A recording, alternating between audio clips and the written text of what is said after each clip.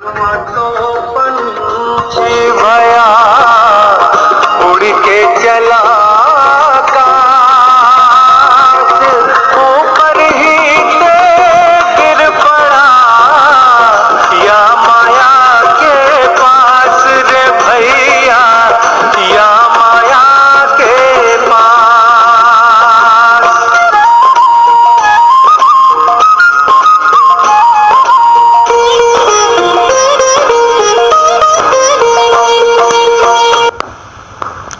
Hello, professor Agarwal की सबको राम राम। और आज पहला नवरात्र है, शुरू हो रहा है और आज गुरुवार है, गुरु का दिन यानी गुरु प्रकाश दिवस है आज का दिन। और जय माता दी।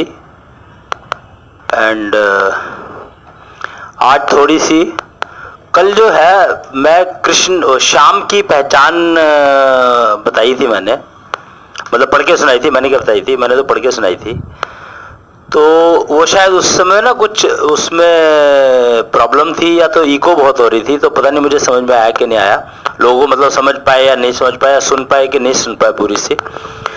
तो मैं आज उसको अभी जो है फिर से रिपीट कर रहा हूँ। थोड़ा सा वो रहेगा, अच्छा रहेगा। आज माता का पहला नवरात्र है माता जी का, तो मेरे ख्याल से शाम की पहचान अगर आज हम समझ लें तो आज उम्मीद है मेरे को कि इको नहीं आ रही होगी। अगर आ रही हो तो मुझे बता दीजिएगा। आज इको नहीं आ रही होगी मेरी समझ से, तो शुरू करता हूँ मैं थोड़ा सा शाम की पहचान से। कहाँ गया यार वह पेपर?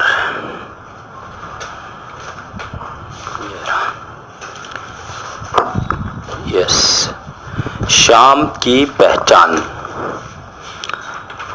कौन कहता है कि शाम बैठते नहीं, गोपियों की तरह तुम बिठाते नहीं।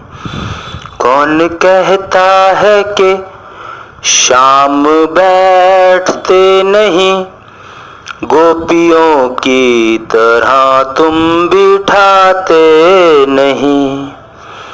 कौन कहता है कि शाम नाचते नहीं, कौन कहता है कि शाम नाचते नहीं।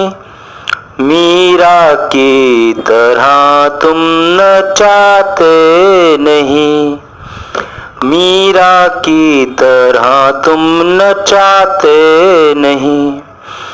कौन कहता है कि शाम आते नहीं, द्रौपदी की तरह तुम बुलाते नहीं।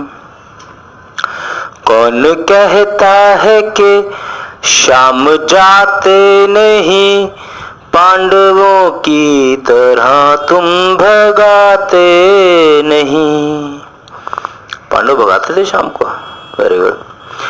कौन कहता है कि शाम डरते नहीं, कौरवों की तरह तुम डराते नहीं। कौरवों की तरह तुम डराते नहीं। विराट रूप दिखाना पड़ा था कृष्ण को, तो दुर्योधन के धमकी देने पर। कौन कहता है कि शाम खाते नहीं, मतलब मेहमान बन के आते नहीं है। कौन कहता है कि शाम खाते नहीं, विदुरानी की तरह तुम खिलाते नहीं। विदुर की पत्नी विदुरानी, विदुर की पत्नी। कौन कहता है कि शाम देते नहीं, कर्ण की तरह तुम मांगते नहीं। कौन कहता है कि शाम बताते नहीं, कुंती की तरह तुम पूछते नहीं। कौन कहता है कि श्याम पूजते नहीं, राधा की तरह तुम पुजवाते नहीं। श्याम भी पूजते हैं और राधा ने इसको ये काम उससे करवाया। कमाल है। कौन कहता है कि श्याम रहते नहीं, रुक्मणी की तरह तुम रखते नहीं। पत्नी। कौन कहता है कि श्याम सोचते नहीं, सत्यभामा के जैसे तुम चाहते नहीं। कौन कहता है कि श्याम मारते नहीं, कंस की तरह तुम बुलाते नहीं। तुम भी अगर कंस की तरह बुलाओ तो विष्णु को कृष्ण रूप लेकर के मुक्ति देने के लिए आना ही पड़ेगा। कंस। कमाल। कंस ज्ञान। कौन कहता है कि श्याम देते नहीं, सुदामा की तरह तुम मांगते नहीं। कौन कहता है कि श्याम लाते नहीं। अब श्याम तो कर्मफल ही बताएंगे ना। कौन कहता है कि श्याम लाते नहीं, भीष्म की तरह तुम बुलाते नहीं। कर्मफल समझने के लिए भीष्म ने बुलाया था मरने से पहले। कौन कहता है कि श्याम बिगड़ते नहीं, जैसे बच्चे बिगड़ते हैं ना, जिद्दी हो जाते हैं। कौन कहता है कि श्याम बिगड़ते नहीं, बलराम की तरह तुम बिगाड़ते नहीं। कौन कहता है कि श्याम पालते नहीं, प्रद्युम्न की तरह तुम चाहते नहीं। तुम प्रद्युम्न की तरह पलना चाहो तो श्याम आज भी तुम्हें पाल सकता है। कौन कहता है कि श्याम ध्यानते नहीं, ध्यान नहीं रखते, सुभद्रा की तरह तुम ध्याते नहीं। सुभद्रा की तरह तुम उसको इंश्योर नहीं करते कि वो तुम्हारा ध्यान रखे बिना कहे। कौन कहता है कि श्याम हारते नहीं, खाटू की तरह तुम हराते नहीं। कौन कहता है कि श्याम जीतते नहीं, धृतराष्ट्र की तरह तुम लड़ते नहीं। कौन कहता है कि श्याम जोड़ते नहीं, अर्जुन की तरह तुम जुड़ाते नहीं। श्याम को अपने साथ जोड़ने के लिए खुद मेहनत करनी पड़ती है, जैसे अर्जुन ने की थी, तभी वो श्याम उसके पास जाते थे। कौन कहता है कि श्याम टंगते नहीं, मतलब कोई डांटता नहीं उनको, बाबा नंद की तरह तुम डांटते नहीं। कौन कहता है कि श्याम पढ़ते नहीं, गुरु सांदीपनी जैसे तुम पढ़ाते नहीं। जो आजकल के बच्चे नहीं पढ़ते हैं तो वो कमी गुरु में है, शिष्य टीचर में है, कि वो संदीपनी गुरु की तरह से पढ़ाता नहीं है बच्चों को, नहीं तो बच्चे ना पढ़े ऐसा हो नहीं सकता। कौन कहता है कि श्याम देते नहीं, गुरुआइन की तरह तुम मांगते नहीं।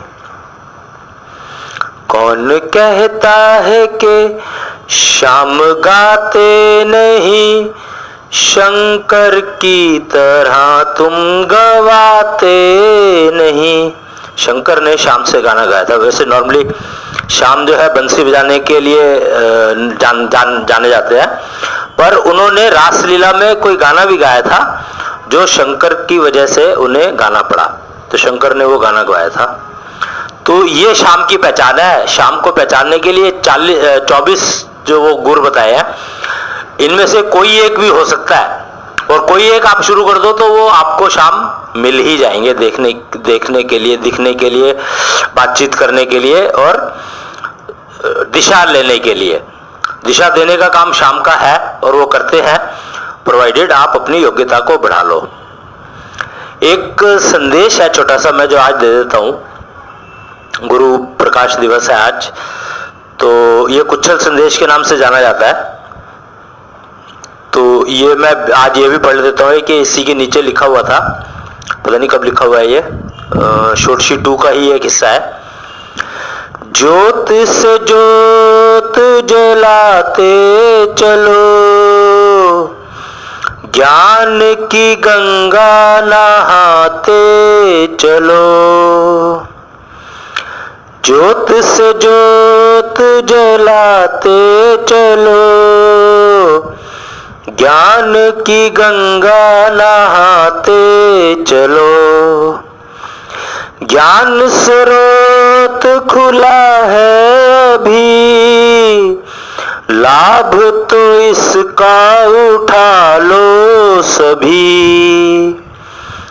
फिर ये मौका मिले ना मिले, मानव जन्म तो बचा है अभी। अभी तो बचा हुआ है, जो जीवन जितना बचा हुआ है उसमें अगर यह मौका मिल रहा है तो सब इसका लाभ उठा लो। सबको बेहोशी से जगाते चलो, लाभ सभी को बताते चलो। ज्योत से ज्योत जलाते चलो, ज्ञान को समझो बटाते चलो। ज्ञान बांटना, ज्ञान बांटोगे तो बढ़ेगा। वो कहते हैं ना कि अगर ज्ञान बांटोगे तो बढ़ेगा। तो गुरु यही कह रहे हैं उच्छल संदेश में कि ज्ञान को समझो बटाते चलो, मतलब बांटते चलो। जीवन को आनंद से भरते चलो, सबको आनंदित करते चलो। आप आनंद में उम्र भर तभी रह सकते हैं जब सभी आनंद में रहे। तो अगर एक भी इकाई कहीं पर गड़बड़ाएगी तो अशांति छाएगी। विद्या सीखो विद्या बांटो, दिशा युक्त शिक्षा। विद्या सीखो विद्या को बांटो, फिर सब सुख के दिन काटो। रह ना जाए कोई बेहाल, सबको इस कंफ्यूजन से बचाते चलो। सबको कंफ्यूजन से बचाते चलो। विद्या पथ को अपनाते चलो। ओहो, मेरे को लगता है मेक इन इंडिया का जो कॉन्सेप्ट है वो इसी उसके ऊपर आधारित है। गुड, चलो ये एक संदेश था जो आज गुरु प्रकाश दिवस है तो मैंने देना था, दे दिया। मतलब मेरे हाथ में आ गया ये, तो मैंने बता दिया आप लोगों को। एक और जो वो है कि आपको मैं बताऊं कि ज्ञान, अब एक आपको याद होगा कि समुद्र मंथन हुआ था। अगर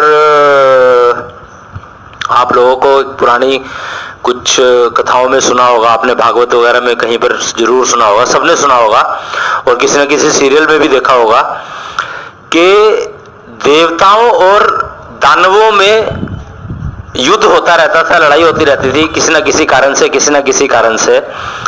तो जब ये बहुत हो गया और सब बोर हो गए, इससे सो कॉल्ड बोर हो गए, तो एक मीटिंग बुलाई गई। मीटिंग क्या बुलाई गई, उन्होंने कहा, बैठ के बात करी कि यार क्या किया जाए, लड़ लड़ के हम थक गए, मतलब कुछ होता नहीं है, हम रोज लड़ लेते हैं, रोज टाइम पास हो जाता है, फिर लड़ लेते हैं, फिर क्या ये क्या है आगे कैसे, मतलब क्या करा जाए, ये लड़ने यही रह गया क्या सब कुछ। तो उन्होंने कहा नहीं यार कुछ और होना चाहिए।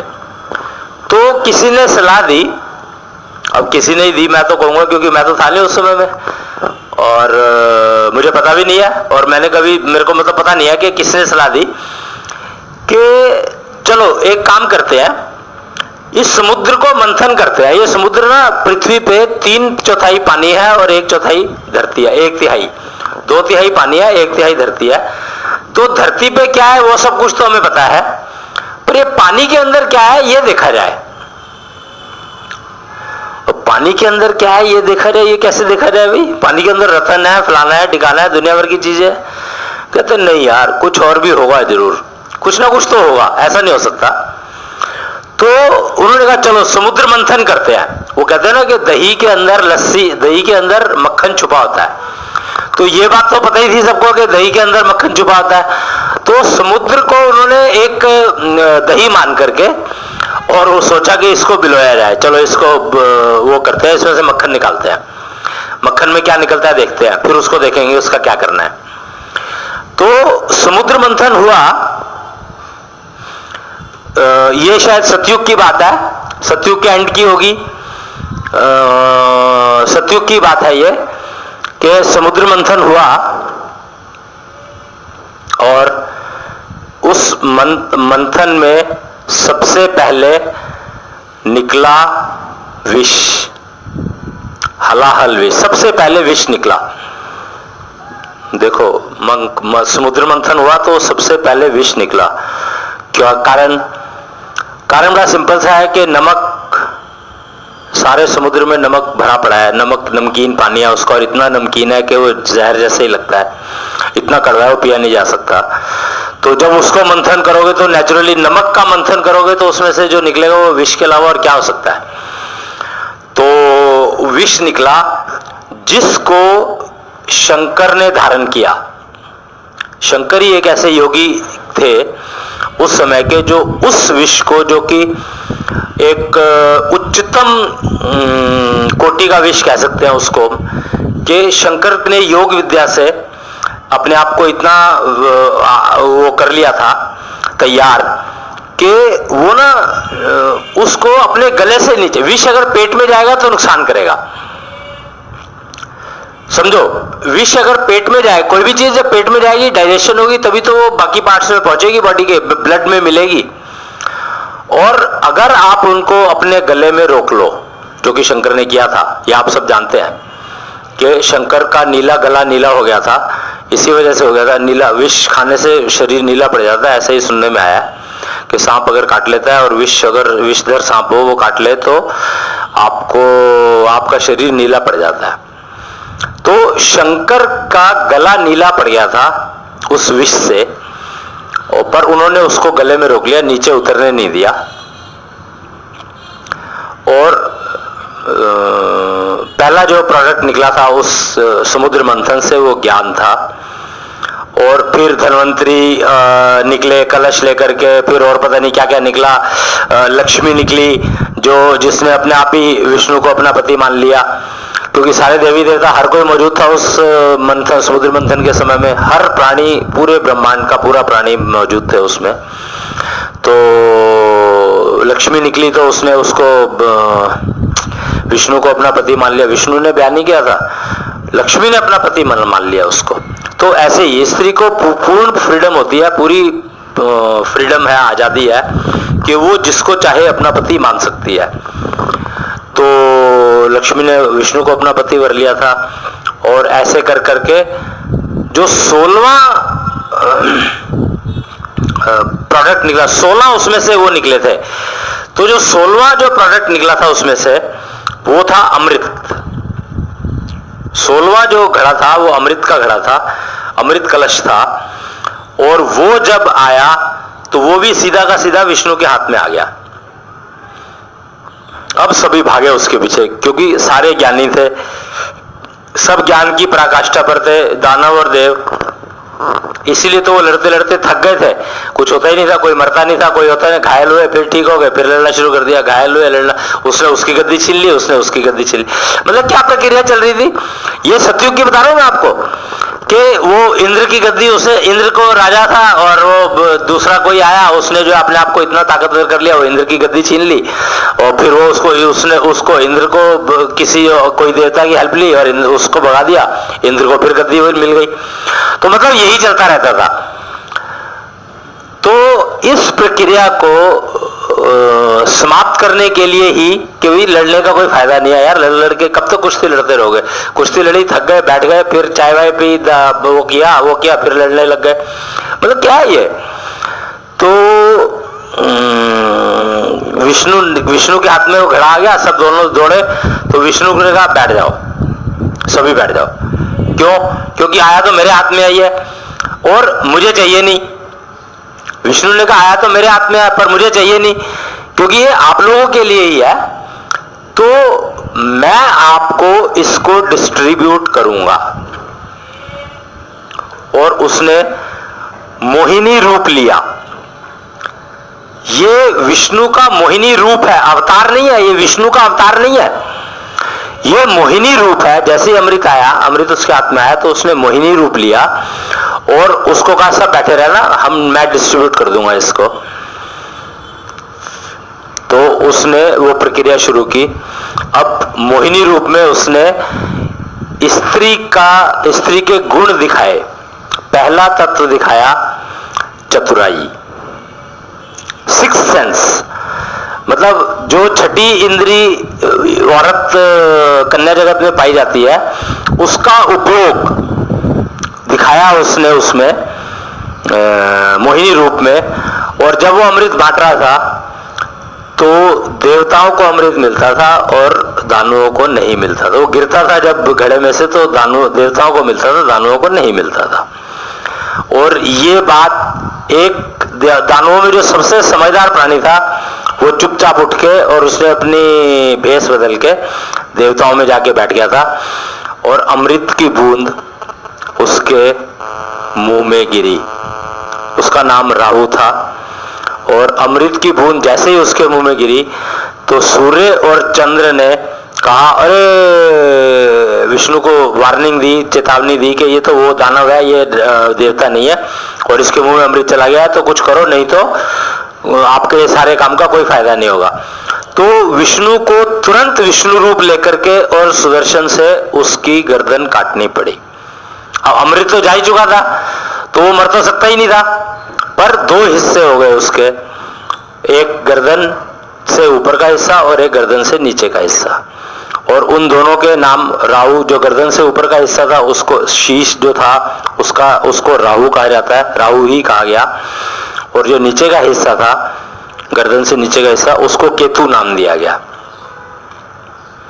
और इनको फिर एक काम दिया गया कि सूर्य और चंद्रमा या कोई भी प्लेनेट, कोई भी हो, तो अगर आप एस्ट्रोलॉजी थोड़ी बहुत ज्योतिष का जानते हो तो ये प्लेनेट जो है, इनका काम है ग्रहण लगाना।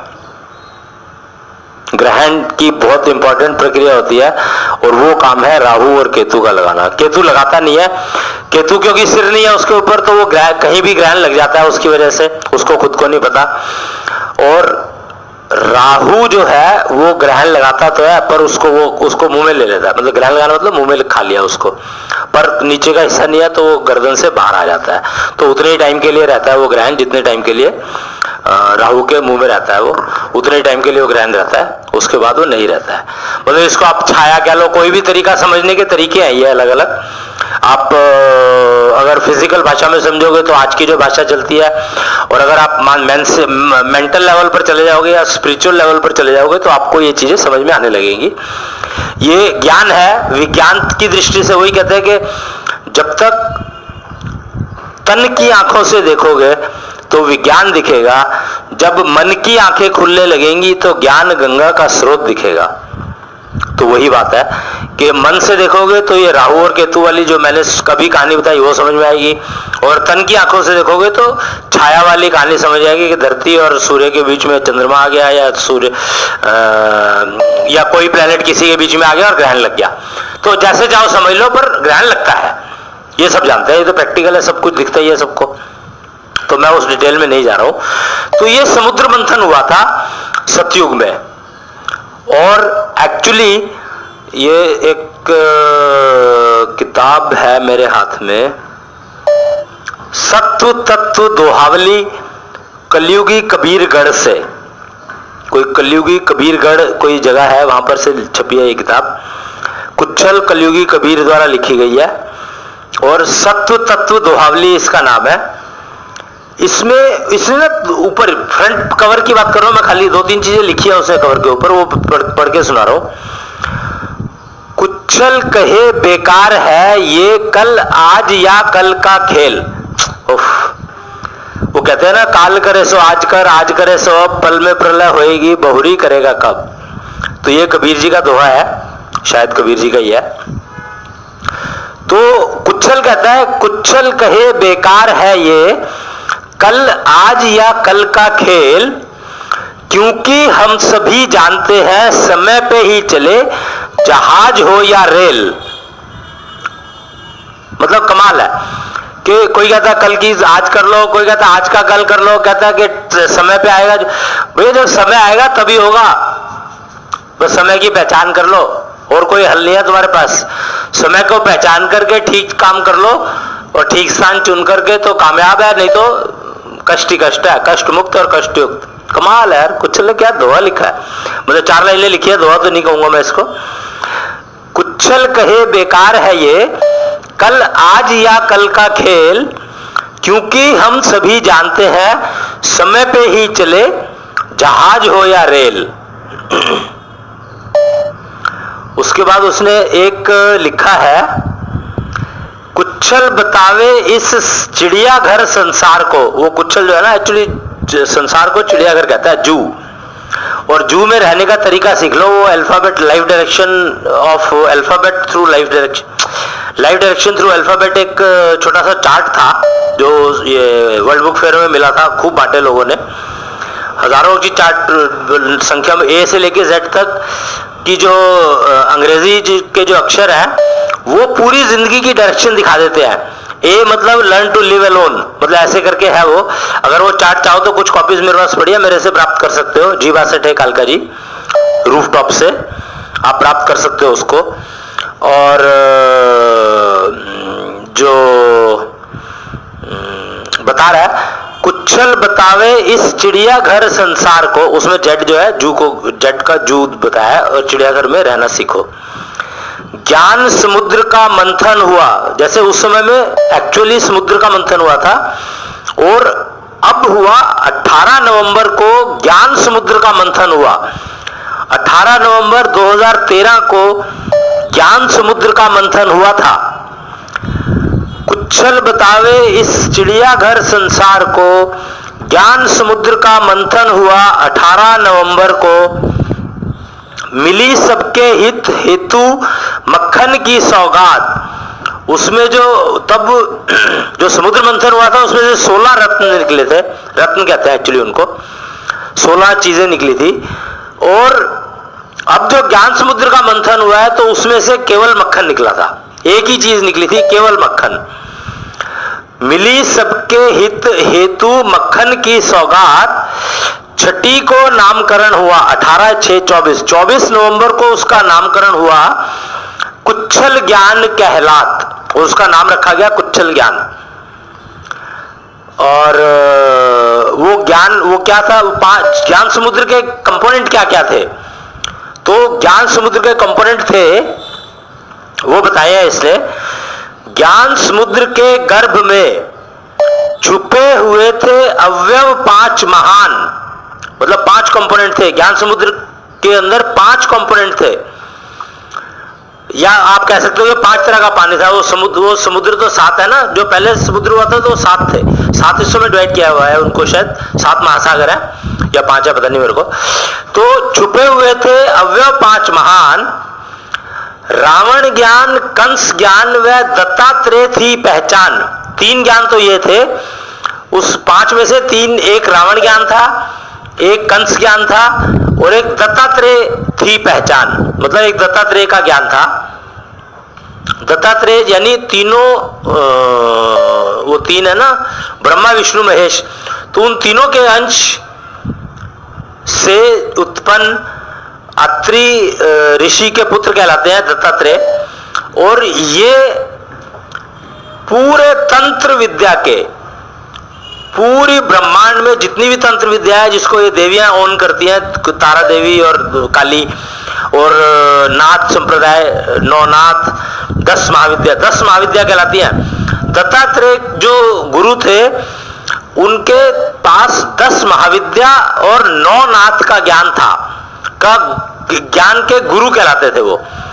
तो रावण ज्ञान, कंस ज्ञान व दत्तात्रेय थी पहचान, 9 नाथ व 10 महाविद्या मिलकर करे कल्याण। अब नवरात्रे चल रहे हैं, आज से नवरात्र शुरू हुए हैं। आप शब्द का अर्थ जानते हो? नवरात्र, नवरात्र मतलब 9 रात्रि। इसमें दिन का कोई महत्व नहीं है, इसमें दिन का कोई महत्व नहीं है, रात्रि का महत्व है। नवरात्र यानी 9 रात्रियां, नई रात्रि नहीं है ये। नया, नव का मतलब नया नहीं है, नव का मतलब 9 रात्रियों का ये यज्ञ है। 10 महाविद्या है, 10 महाविद्या में नवरात्र और 10वां दिन जो होता है योग का होता है, तो वो विसर्जन का दिन कहलाता है।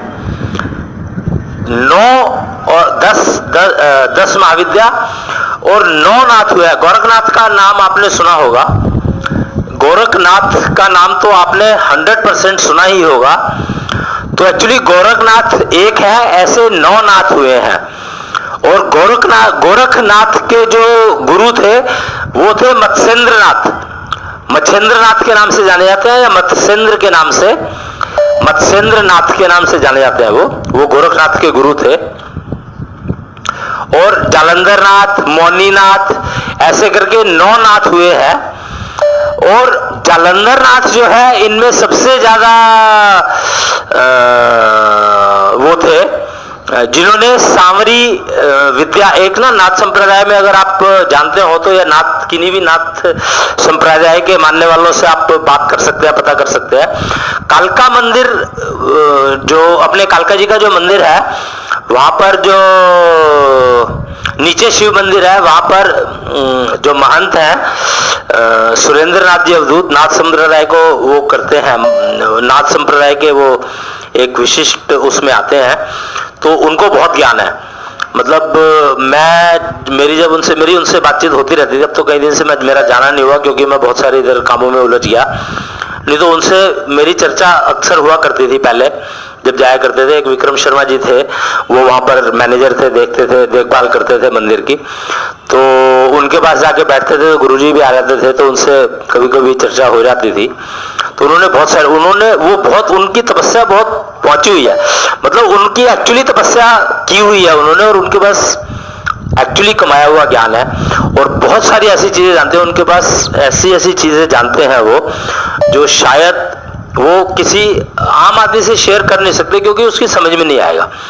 पर मैं थोड़ा सा, क्योंकि इन सब कार्यों में बहुत सारी जगह मैं विजिट किया, क्योंकि जो समेत के ऊपर काम करते थे तो रिसर्च के लिए हमें बहुत सारे स्थानों पे विजिट किया, तो तकरीबन सारी पृथ्वी पर मैंने भ्रमण किया है। और बहुत सारे स्थान ऐसे हैं, बहुत सारे लोगों से मिला हूँ जिनके पास ज्ञान था, और 150 साल तक के लोगों से तो मैं मिला हूँ जिनके पास खूब ज्ञान था, और उन्होंने कुछ ज्ञान मुझे बताया भी, शेयर भी किया, जो उनको लगा कि इसको बताने लायक है वो बताया मुझे मेरी योग्यता समझकर। तो ऐसे ही जो महंत हैं कालका जी मंदिर के, उनके पास भी असल ज्ञान है, उनको कमाया हुआ ज्ञान है उनका। और वो तपस्या का जो समय है वो रात्रि का समय होता है। नवरात्रि का मतलब है चंद्रमा की उपस्थिति में तपस्या। चंद्रमा कमाल है, चंद्रमा कमाल है। सूर्य की उपस्थिति में आप तपस्या नहीं कर सकते। तपस्या आप सूर्य की उपस्थिति में नहीं कर सकते। सूर्य तो आपको बैटरी को चार्ज करने के लिए है, और आप अपनी बैटरी चार्ज अगर ठीक से कर लोगे तो तपस्या तो चंद्रमा के समय में ही होती है। सारे देवी देवता, चंद्रमा और सूर्य में फर्क क्या है? चंद्रमा और सूर्य में फर्क क्या है कि सूर्य जब आता है, दोनों राजा हैं अपने अपने समय के, दोनों राजा हैं। काल गणना का राजा चंद्रमा कहलाता है, और प्राणी का चार्जर परमात्मा, प्राणी का परमात्मा सूर्य कहलाता है।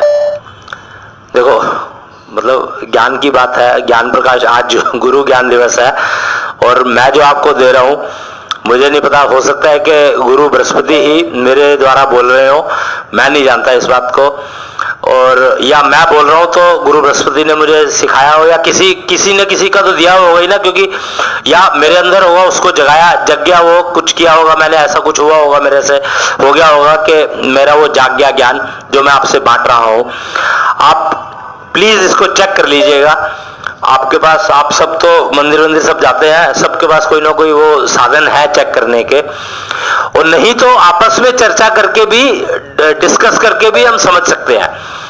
आपस में बैठ के भी अगर आप चर्चा करेंगे तो 100% गारंटी है कि आपको ज्ञान। संगत क्या है? संगत यही है कि आप आपस में बैठ के चर्चा करो, वाद विवाद करो कि ये जो चीज है ये ठीक है कि नहीं है। खूब डिस्कस करो, जितने ज्यादा लोगों से डिस्कस करोगे उतना ही आपको लाभ होगा, और आपके ज्ञान में वृद्धि होगी और सबके ज्ञान में वृद्धि होगी, और कंफ्यूजन नाम की चीज रह नहीं सकती। खैर, मैं जो बता रहा था आपको, तो मैं गुरुजी की बात बता रहा था, कालका जी मंदिर वाले गुरुजी की बात बता रहा था। तो वो भी इट सीम्स रात को तपस्या करते हैं, और सभी करते हैं। वैसे मैं जितने से मिला सारे के सारे सबने बताया कि रात तपस्या तो रात को होती है। उज्जैन जब मैं पहली बार गया था तो मुझे वहां पर एक मिले, मैं संत तो नहीं कहूंगा क्योंकि वो संत अपने आप को कहते नहीं थे, और बड़े बड़े मेडिकल के जो एक्सपर्ट डॉक्टर्स हैं, बड़े बड़े डॉक्टर्स, वो उनसे कंसल्ट करते हैं क्योंकि उनको जड़ी बूटियों का बहुत ज्ञान है। उनका 100 वर्ष का, 130 साल की उम्र थी, 128 साल की उम्र थी जब मैं उनसे मिला था, और कहते हैं कि 100 वर्ष से तो मैं जड़ी बूटियों की खाद छान रहा हूं। तो उनको जड़ी बूटियों का बहुत ज्ञान है, और कहते हैं कि ऐसी बूटियों की पहचान है मेरे को, जड़ी बूटियों की, कि जिनकी उम्र सिर्फ 10 मिनट के लिए पैदा होती है वो, और उसको 1 घंटे के अंदर अंदर इस्तेमाल करना होता है। अगर उसको 10 मिनट में जो पैदा हुई है उसको आप उस समय में लेकर के और उसकी दवाई के लिए यूज कर लें उसको, तो वो आपको वो दे सकते हैं जो आप सोच भी नहीं सकते। उम्र तो बहुत छोटी सी चीज है। वो कहते हैं ना, उम्र मांग लो, उम्र स्वास्थ्य मांग लो, ये सब तो बहुत छोटी छोटी चीजें हैं। मतलब ऐसी सी जड़ी बूटियां, ऐसी सी चीजें अवेलेबल है। कहते हैं कि अगर आप उसका विधिवत पूर्वक इस्तेमाल कर लो, उपयोग कर लो, तो विष्णु को आपको दर्शन देने ही पड़ेंगे। आपको उसके पास कोई इलाज नहीं है, कोई हल नहीं है। रावण ज्ञान, कंस ज्ञान, दत्तात्रेय थी पहचान। तो मैं जरा ये ज्यादा हो गया आज शायद, पर अब मेरे ख्याल से थोड़ी थोड़ी भाषा मेरी समझ में आने लग गई होगी आप लोगों को। तो ये जो बताया मैंने आपको, रात्रि का मैं अर्थ बता रहा था आपके। तो रात्रि जो है सोने के लिए नहीं है, जो सोवत है सो खोवत है। तो रात्रि जो है वो है ज्ञान अर्जन का सर्वश्रेष्ठ समय। रात्रि जो है, चंद्रमा का जो समय है वो शाम को 6 बजे से शुरू हो जाता है। इनफैक्ट 4:20 से तैयारी शुरू हो सकती है, संध्या काल जिसको कहा जाता है। 4:20 से तैयारी शुरू कर सकते हो आप, पर चंद्रमा का जो समय है वो 6 बजे से शुरू गिना जाता है। और पहला प्राण जो है वो सिर्फ तैयारी में जाता है, दूसरा भी, मतलब ये सब चलता है पूरा। पर पूरे चंद्रमा की प्रेजेंस सुबह 4-5 बजे तक रहती है। और ये पीरियड तपस्या के लिए सर्वोत्तम बताया गया है, सर्वोत्तम बताया गया है। यही मेरे को समझ में आया, और मैंने इसका खुद उपयोग किया है, टेस्ट किया है। मेरे ख्याल से एटलीस्ट मेरे मोहल्ले में तो सब जानते हैं कि मैं सबको बताया, मैं हर बार यही कहता हूँ कोई भी मिलता है तो मैं तो 4 बजे सोता हूँ। तो मेरे को नींद ही 4 बजे आती है वो, क्योंकि वो पीरियड वैसे ही पढ़ाई जब करते थे बचपन में, जब पढ़ाई करते थे तो रात को ही पढ़ाई होती थी। दिन में अपना खेलना कूदना, रात को पढ़ लिया अपना 2-3 घंटे और छुट्टी। तो रात को ही पढ़ाई होती थी। आजकल की जनरेशन जो है सारी रात को ही काम करती है, तो धीरे धीरे वो उस तरफ जा तो रहे हैं। सिर्फ दिशा का ज्ञान नहीं है और दिशा ढूंढ रहे हैं सारे के सारे, पर समय अनुसार सब अपने आप पहुंच ही रहे हैं। वही कहा कि रास्ता चाहे कोई भी पकड़ लो, दिशाहीन हो या दिशा युक्त हो, मंजिल पर तो पहुंचोगे। दिशाहीन होगा तो कष्ट युक्त रास्ता होगा, कष्ट से भरा हुआ रास्ता होगा, पर मंजिल पर पहुंच ही जाओगे। तो ये समझ लो आपके नवरात्रि का अर्थ है रात्रि में ज्ञान की अर्जन करना। वो कहते हैं ना, खाना जो है सूर्य के छुपने से पहले पहले खाना खा लो। वो जैनियों के यहाँ पर इस बात को बहुत प्रेफरेंस दी जाती है कि सूर्य छुपने से पहले खाना खा लो। तो एक्चुअली वो सब जगह पर ये रूल इसीलिए बनाया गया था कि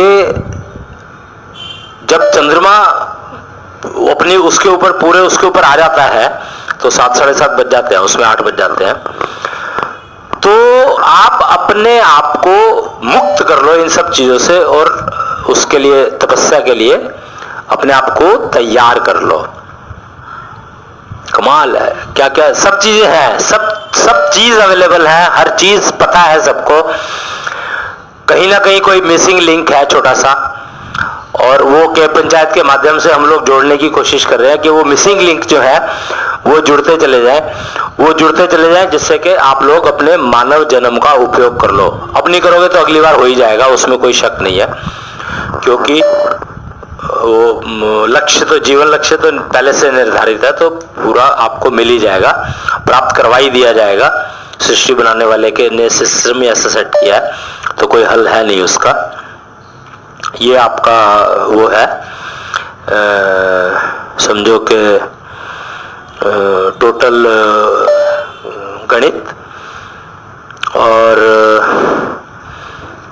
इसमें एक और थोड़ा सा वो है, एक भजन ही कह सकता हूँ मैं इसको, कृष्णांश भजन का नाम दिया इसको। एक्चुअली सूर्य की ऊपर एक 10 लाइनें हैं, सूर्य के ऊपर लिखी है किसी ने। सूर्य तो रोज चला जाता है, तन उपयोग कहाँ कर पाता है। वो कहते हैं ना विटामिन डी, सूर्य की रोशनी में बैठने से विटामिन डी मिलता है, तो उसी को वो वैलिडेट करता हुआ ये वो है, सूर्य तो रोज चला जाता है, तन उपयोग कहाँ कर पाता है, तभी तो रहता है बीमार, सूर्य सब बीमारों का अनार। वो मतलब है कि आपको अनार वनार कुछ खाने की जरूरत नहीं है, अगर आप सूर्य का उपयोग कर ले तो, सूर्य की किरणों का उपयोग कर ले तो कर सकता है पूरा उपचार, यही है ज्ञान, यही व्यवहार। सूर्य के लिए बारे में, सूर्य के साथ व्यवहार क्या है कि आप उसकी किरणों का उपयोग कर ले खुद को बीमारियों से मुक्त करने के लिए। कृष्णांश गद्दी से उठी पुकार, अब तो समझ ले कर ले सुधार, तन ही पूजा तन की ही पूजा, जीवन में कोई काम न दूजा, योगी कहलाया जिसको ये सूझा। वो कहते हैं ना कि पहला सुख निरोगी काया, पहला सुख निरोगी काया, तो ये उसी के बारे में कहा गया है कि तन ही पूजा तन की ही पूजा, जीवन में कोई काम न दूजा, योगी कहलाया जिसको ये सूझा। मोरा तन दर्पण बन जाए, मोरा तन दर्पण बन जाए, भले बुरे सारे कर्मों को, भले बुरे सारे कर्मों को, ये ही तो भुगताए, सारे कष्टों को ये ही तो निपटाए, मोरा तन दर्पण बन जाए। मन तो उल्टा सीधा सोचे, इधर उधर भटकाए, मेरा तन दर्पण बन जाए। तन तो चाहे रहना निरोग, मन मन करने नहीं देता योग। कमाल है। स्वामी रामदेव जी कहते हैं कि सुबह 4 बजे उठो और ये करो तो आप निरोगी रह सकते हो। तो तन तो कहता है कि हाँ यार मुझे निरोगी रहना है, पर मन करने नहीं देता योग। कमाल है। कृष्णांश तो देता पूरी शक्ति, मन होने देता नहीं भक्ति। कृष्णांश यानी आत्मा, आत्मा यानी बैटरी, आपका सोर्स ऑफ एनर्जी। तो वो तो अपनी पूरी शक्ति देता है, पर मन सारी की सारी मन भक्ति नहीं होने देता। अरे वाह। कृष्णांश तो देता पूरी शक्ति, मन होने देता नहीं भक्ति। कुछ तो होगा उपाय मोरा, तन दर्पण बन जाए मोरा, तन दर्पण बन जाए। तो ये सूर्य के उपयोग के ऊपर थी एक पूरी, क्योंकि सूर्य की किरणें आपको पूर्णतः निरोग रख सकती हैं, पर सुबह तो उठना ही पड़ेगा। वो मन को तो आपको तन के साथ जोड़ना ही पड़ेगा और कृष्णांश की जो शक्ति दी हुई है उसका उपयोग करना सीखना ही पड़ेगा। जो कुच्छल पैथी के द्वारा सिखाए गए श्वास पैथी का रास्ता, श्वास पथ को अपनाना, वो ही एकमात्र रास्ता है जो आपके मन और बुद्धि को, बुद्धि मतलब शरीर और मन मतलब मन, तो उनको एक लय में ला सकता है। अब मैं एक वो ज्ञानिता अपनी माता वाली कहूँगा। आज नवरात्रा है तो और भी कारण है इसको गाने का, और वैसे भी ये गाना ही होता है। एक्चुअली आज मैंने शुरू इससे नहीं किया क्योंकि आज पहला नवरात्रा था और गुरु प्रकाश दिवस था, तो गुरु प्रकाश दिवस था, तो इसलिए मैंने आज बाकी सारी बातें पहले बता दी आपको कि ज्ञान क्या है, ज्ञान समुद्र का मंथन हुआ, ये बताना जरूरी था पहले नवरात्रे को, कि जिससे आप ज्ञान का मंथन कर सके। अपने अंदर जो ज्ञान है उसको जगाने का आज से आप अगर आप लोग चाहें तो आज से 9 रात्र सारी महाविद्याएं अवेलेबल है। 9 महाविद्या का मतलब है काली से शुरू होती है और 10वीं महाविद्या लक्ष्मी कहलाती है। कमला का एक अंश है लक्ष्मी। 10 महाविद्या है और 10 महाविद्या का आशीर्वाद प्राप्त कर सकते हो। आज इन 10 दिनों में वो सारी की सारी अवेलेबल है, सारी की सारी अवेलेबल है। मतलब इस समय में ये 10 दिन जो है ना आपके पास, आप ये समझ लो फ्रेश। एक तो आप देख रहे हो कि ग्रीनरी है सारी, सावन आके चुका है, पूरा माहौल एकदम मस्त है। और इस मस्ती में ये जो नवरात्र आए हैं, अब की बार सावन लेट आया था। सावन क्या, बारिश बरसातें लेट आई थी, वो कहते हैं मानसून लेट आया था, तो वो कारण शायद कुछ रहा होगा प्रकृति का, या वो के पंचायत की वेट कर रही होगी, ये भी हो सकता है। मैं कुछ कहना नहीं चाहता इस बारे में क्योंकि कहोगे हर जगह के पंचायत जोड़ देता है। खैर, तो वो मतलब, पर ये समझ लो कि ये 10 दिन नवरात्रे प्लस विसर्जन, 10 दिन आप अपनी जिंदगी को नई दिशा, नए ज्ञान को जागृत करके, कुच्छल सेतु का निर्माण पूरा हो ही जाएगा, तो उसके ऊपर चलने लायक या एटलीस्ट उसको देखने लायक और उसको समझने लायक बना सकते हो। इन 10 दिनों में तो बहुत मतलब परिणाम, जो नॉर्मल केस में जो परिणाम अगर 100 का काम करते हो मान लो आप, तो उसके 25 या 30 या 40% रिजल्ट आता है। तो इन 10 दिन में वो रिजल्ट 80%, 90%, 100% तक आ सकता है। ये समझ लो आप, मैं ये कह रहा हूं क्योंकि वातावरण इस समय में, देश काल, वातावरण, हर चीज फेवरेबल है। 10 रात्रियां ये जो है, अगर आप 10 रात्रियां जो है अगर आप इस्तेमाल कर लेते हो तो आप, और कुच्छल एंटीना पहन करके कर लोगे तो पता नहीं, मतलब वो एफिशिएंसी और 5% एक्स्ट्रा बढ़ जाएगी। तो ये 10 दिन इस्तेमाल कर लो, कहीं जाने की जरूरत नहीं पड़ेगी। घर बैठे बैठे आपको आपकी माता आएगी और आपको जो चाहिए वो दे के चली जाएगी। याद रखना कि जो आप मांगोगे वही मिलेगा। कहीं ऐसा ना हो कि कोई ऐसी चीज मांग लो जो नुकसान है। तो योग्यता बढ़ा लो, तो अपने आप मांगने की जरूरत नहीं है, जो तुम्हें मिलना चाहिए वो अपने आप मिल जाएगा। ये सबसे सरल और एब्सोल्युटली कष्ट मुक्त रास्ता है। क्योंकि अगर आप मांगोगे और आपको डिजर्व नहीं करते हो और मांगोगे, माँ तो दे देगी पर नुकसान आपको उठाना पड़ेगा। वही बात कि मैंने चॉकलेट 1 खाई, 2 खाई, माँ को तरसा, माँ से मांगा मम्मी एक और खानी है, मम्मी एक और खानी है, तो माँ को लगा चल यार जान छूट रही है, एक और दे दो उसको, और सुबह उसको कुछ ना कुछ प्रॉब्लम आ गई। क्यों? क्योंकि उसकी जो जितनी खा सकता था, जितनी हजम कर सकता था उतनी तो कर ली, और एक्स्ट्रा वाले ने नुकसान किया। असूल है, ये सब जानते हैं कि जहां पे थोड़ा कोई भी चीज अगर एक्स्ट्रा वो हो गई तो वहीं पर कुछ ना कुछ नुकसान हो जाता है, जिसको के भुगतना ही पड़ता है। तो आप, मैं वो प्रार्थना कर रहा हूं, तो आप सुन लो इसको, बोलना चाहो तो बोल सकते हो।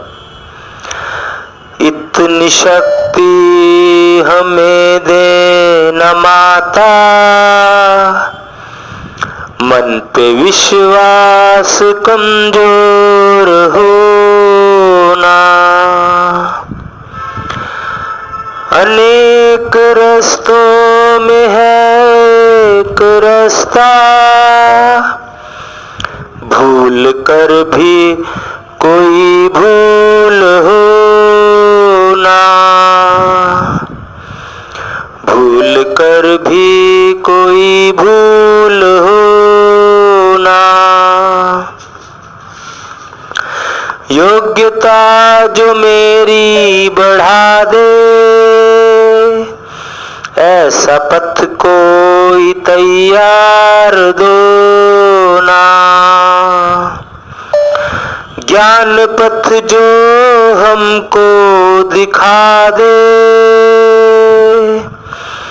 ऐसा गुरुद्वार तुम हमको दो ना, श्वास पथ पे जो चलना सिखा दे,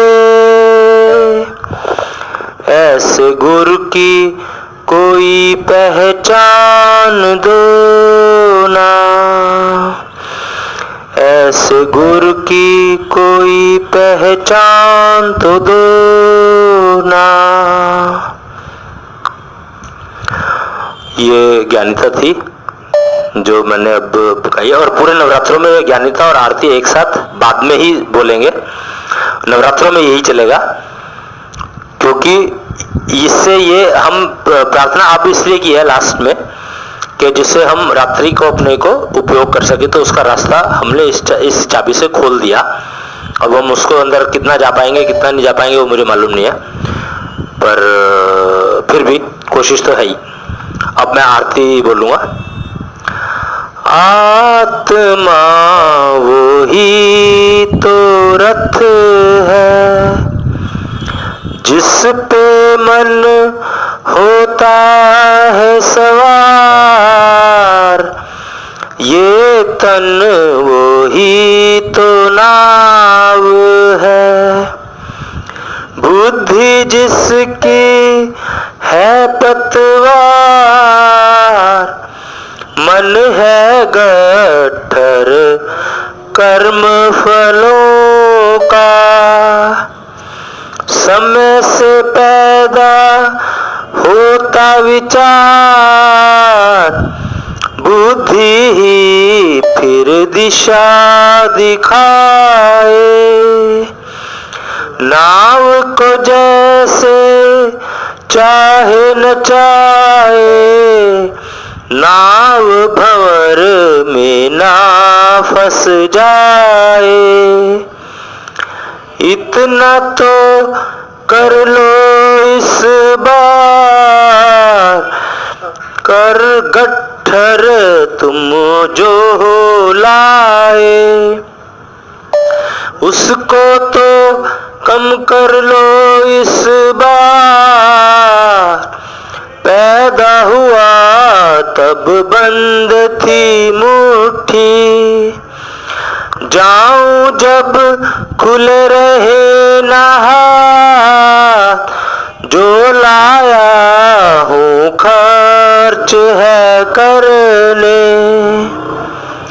बढ़े न मातुम देना साथ, दुआ तेरी बस यही अपेक्षित, दिशाहीन न हो जाए जीवन, दुआ तेरी बस यही अपेक्षित, दिशाहीन न हो जाए जीवन, श्वासों में पूरा हो गट्ठर, बचे न रह जाए इस बार, श्वासों में पूरा हो गट्ठर, बचे न रह जाए इस बार,